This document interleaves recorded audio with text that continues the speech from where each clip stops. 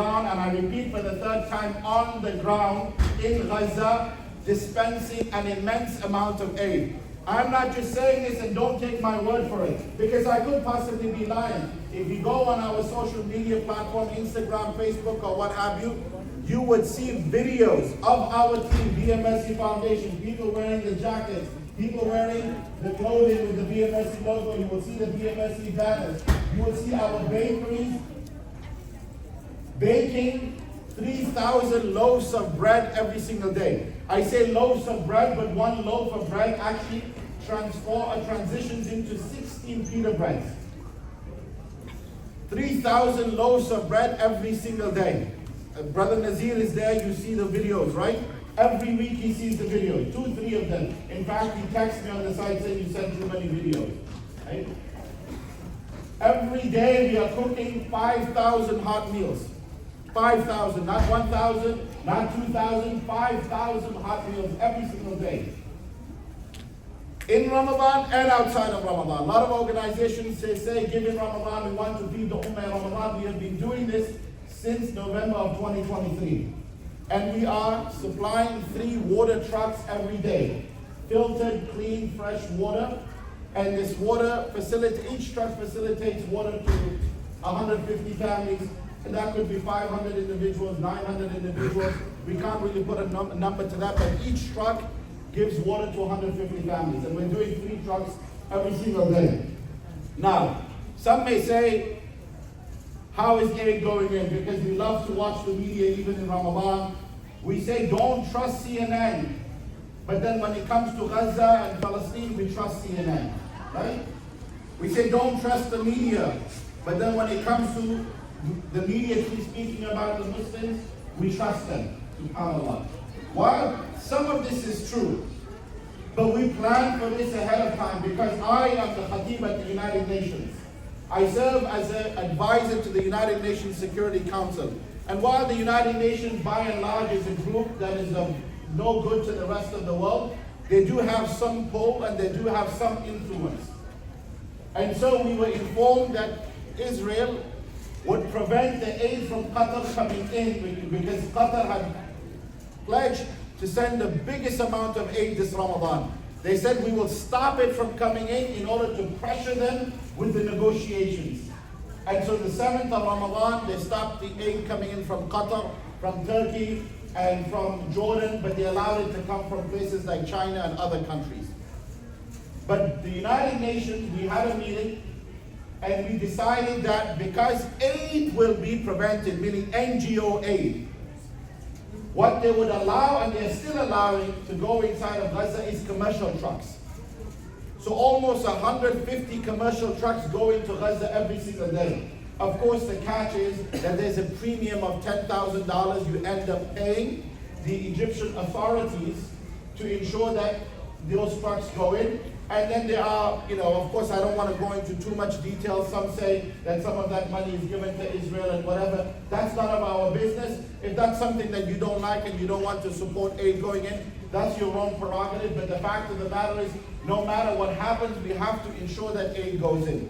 And ahead of Ramadan, almost 4 weeks ahead of Ramadan, we had almost 10 trucks of ours that already arrived as commercial trucks into Gaza. And the way we are providing hot meals, if you watch our videos, even though we got 5,000 chickens from Egypt to go into Gaza, they are running out because you have to store them, you need refrigerator trucks, solar panels. But we are largely doing hot meals through lentils and beans over rice. And it only costs $1.50 for a hot meal. That's all it's costing, $1.50. One loaf of bread is $1. It equals 16, and again, I emphasize, go on our social media platform, ask Brother Nazir, so many brothers here I see, receive our videos on WhatsApp and social media, and you follow us, you see what we are doing. My appeal to all of you today, I have 2 requests. Come to the aid of our fellow brethren in Gaza. According to the Lancet Journal, more than 440,000 people have been killed in Gaza. This number of 40,000, 50,000 is just a political number made up. The Lancet Journal, a reputable organization in the UK, funded by the UK government, substantiated by the United Nations Human Rights Office, and the Office of Human Rights and the School of Medical Journal at the university, at Yale University, have all substantiated and contributed towards this research. And they said more than 440,000 have been killed in Gaza, directly or indirectly. And just recently, they're starting to find more graves, mass graves, as of yesterday and the day before in north of Gaza. The situation, I don't need to tell you, is horrendous. Wallahi, brothers, it hurts our hearts. We keep on crying, we keep on making dua for our brothers and sisters in Gaza, and may Allah destine for them a favorable outcome. But I urge you in the interim, it is our responsibility, as Sayyidina Umar ibn Khattab, he said, when you see your brother and his back is against the wall and the entire ummah is caving in, stand up to rescue him. For his fall is the collapse of an entire ummah, but rescuing one is the rebirth of an entire ummah. Your donation, my brother and sister, is zakah eligible. Give sadaqah, give zakah, it is all zakah eligible. But if you think to yourself sitting here, I have given for Gaza, give again. Give little, but give something. At least you can sponsor one loaf of bread for $1. That's all. At least you can sponsor one hot meal for $1.50, or an entire water truck for $600, and provide water to $150, $600. That's not too much to ask for. Imagine your life without water. Imagine right here in Syriaville and in Parlin, electricity goes out quite frequently in comparison to people across the state. When your electricity goes out for 5 hours, how do you feel? You think your life is over. There's no internet, there's no Wi-Fi, right? There's no hot water, right? There's no AC, there is no heat.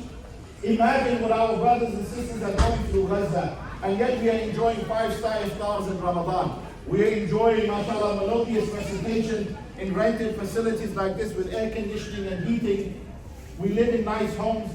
If we are grateful to Allah for all of these ni'mas, for all of these blessings, the least we can do is come to the aid and the assistance of our brothers and sisters that are suffering immensely. So, if you have given for Gaza, we ask you to give for our long-term sustainability initiatives, sponsoring our orphans in the Rohingya refugee camps, or in West Africa, where we are fighting hunger and starvation in remote villages of West Africa, where nobody tends to go and travel, building wells that are changing communities, because those wells have irrigation systems. They allow, mashallah, farming and vegetation and what have you. So in conclusion, I urge you, my brother, my sister, when you leave today, give something, give anything. Give for the sake of Allah. It is the blessed month of Ramadan. There could be no better time to give than today. You can give with Zelle, you can give with Venmo. We have credit card machines. You can take a pledge form, send a check. Take one of our pamphlets. Go on our website. Go on our social media platform and see for yourself what we are doing on your behalf. Inside of Gaza, with our connections at the United Nations, we are utilizing them to the maximum capacity. And alhamdulillah, with no fear whatsoever, we are coming to the aid of our brothers and sisters. So I urge you, bi'idhnillahi ta'ala, do your best tonight before you leave, and I will see you at the end of Salat al-Witr at the table, and I will help you administer your donations. May Allah accept from one and all. Ameen. Jazakallahu khairan.